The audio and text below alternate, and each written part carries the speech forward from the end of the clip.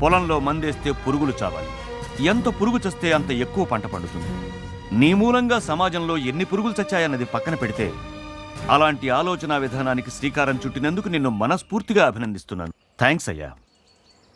Thanks చెప్పి మళ్ళీ మీ రాజకీయ నాయకులు చెడ్డ పనులు చేయకండి సార్. ఈ సొసైటీ బాగుపడాలంటే ఏ ప్రభుత్వానికైనా 2 నాలుకలు 2 పాలసీలు ఉండకూడదు సార్. దానివల్ల ప్రజలు పోలీసులు చెడిపోతున్నారు. చట్టవిరుద్ధమైన పనులు చేసే వాళ్ళని శిక్షించమని మీరే చట్టం చేస్తారు. మళ్ళీ మీ రాజకీయ నాయకులు దాన్ని అమలు కాకుండా చేస్తారు. కోడి పందాలు చట్టవిరుద్ధం అంటారు. కోడి పందాలు ఆడే వాళ్ళని అరెస్టు చేస్తే వాళ్ళు ఎమ్మెల్యే గారికి ఫోన్ చేస్తారు. ఎమ్మెల్యే గారు పండగ కదా వదిలేండి పోలీసులకు ఫోన్ చేస్తారు. వ్యభిచారం చట్టవిరుద్ధం అని చట్టం తెచ్చారు. లాడ్జి మీద రైడ్ చేసి వ్యభిచారం చేస్తున్న వాళ్ళని అరెస్టు చేస్తే ఆ లాడ్జి మా పార్టీ వాళ్ళది కాదు, ఇదంతా ప్రతిపక్షాల కుట్రని కొట్టిపారేస్తారు. అసలు మీరు చట్టం చేయడం ఎందుకు? పోలీసుల్ని ఫుట్బాల్ ఆడడం ఎందుకు? అలాంటప్పుడు చట్టాలు ఎత్తేయండి సార్. హాయిగా కోడి పందాల దగ్గరికి వెళ్ళి మేము కూడా ఎంజాయ్ చేస్తాం. వ్యభిచారం చేసేటప్పుడు గొడవలు జరగకుండా లాడ్జికి వెళ్ళి బ్రోకర్లు అక్కడే పడుంటాం. పోలీసు రాజకీయ నాయకులు కుక్కల కంటే హీనంగా తయారు చేస్తున్నారు.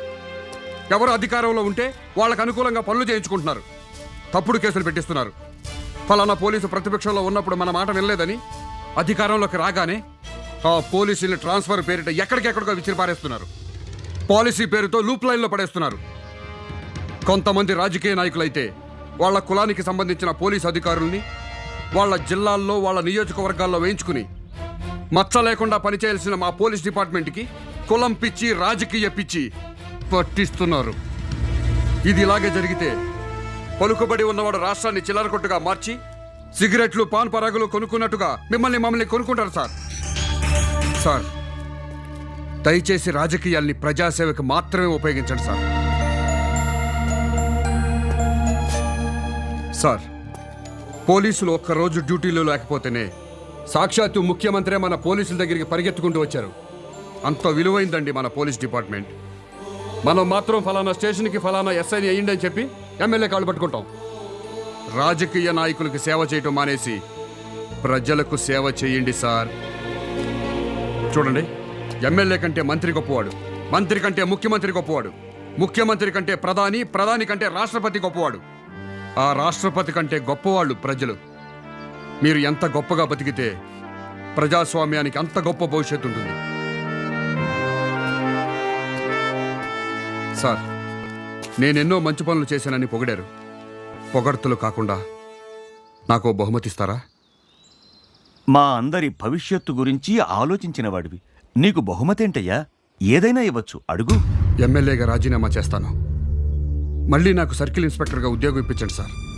కాకి బట్టలు వదిలేసి కద్దరు బట్టలు వేసుకోవడానికి ఎంత బాధపడ్డానో, ఎమ్మెల్యే అయి వెధవ పనులు చేయడానికి మనసులో ఎంత కుళ్ళి ఏడ్చానో నాకే తెలుసు. ఎమ్మెల్యే టికెట్ సంపాదించడానికి నా ఆత్మగౌరవాన్ని చంపుకుని ఓ నాయకుడి కాళ్ళ దగ్గర కుక్కలా పడున్నాను.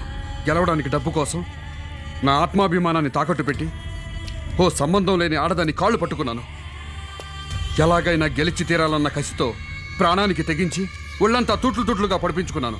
చివరికి ఎమ్మెల్యేగా గెలిచాను. గెలిచాక నేను చేసిన పనులన్నీ మీకు మంచి పనులుగా కనిపించకపోవచ్చు సార్. ఓ ఆడది బట్టలోడు తీసుకుని క్యాబరే చేస్తుంటే కళ్ళప్పగించి చూసే క్యారెక్టర్ కాదు సార్ నాది. కానీ నేను అలా చేస్తేనైనా ఇలాంటి సిన్సియర్ ఆఫీసర్లు రియాక్ట్ అవ్వకపోతారన్న చిన్న ఆశ. ఈయన రియాక్ట్ అయ్యారు, నేను సక్సెస్ అయ్యాను సార్. నేను దేవుళ్ళని నమ్మే మన పోలీసుల్ని ఈ ప్రజలతో కొట్టించాను. దానికి నా మనసులో ఎన్ని వేల సార్లు క్షమాపణలు చెప్పుకున్నానో నాకు తెలుసు సార్. అలా చేస్తేనే ఈ జనం మీద మీకు కోపం వస్తుందనుకున్నాను. వచ్చింది. మీరు రాజీనామాలు చేశారు. పోలీసు ఎంత గొప్పవాడో, పోలీసు సమాజానికి ఎంత అవసరమో, పోలీసు లేని సొసైటీ ఎలా ఉంటుందో అప్పుడు తెలిసొచ్చింది జనానికి, ఈ రాజకీయ నాయకులకి. ప్రత్యక్ష నరకం చూశారు. ఇవన్నీ తప్పులు కాదు సార్.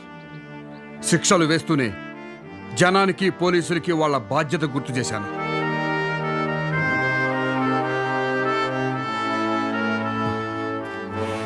అమ్మ కడుపులో బిడ్డ ఎంత పవిత్రంగా ఉంటుందో యూనిఫామ్లో ఉంటే నేను అంత స్వచ్ఛంగా ఉంటాను సార్.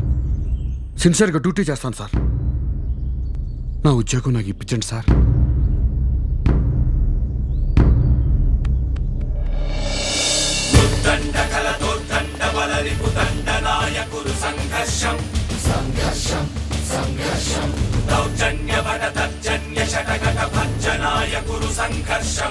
సంఘర్షం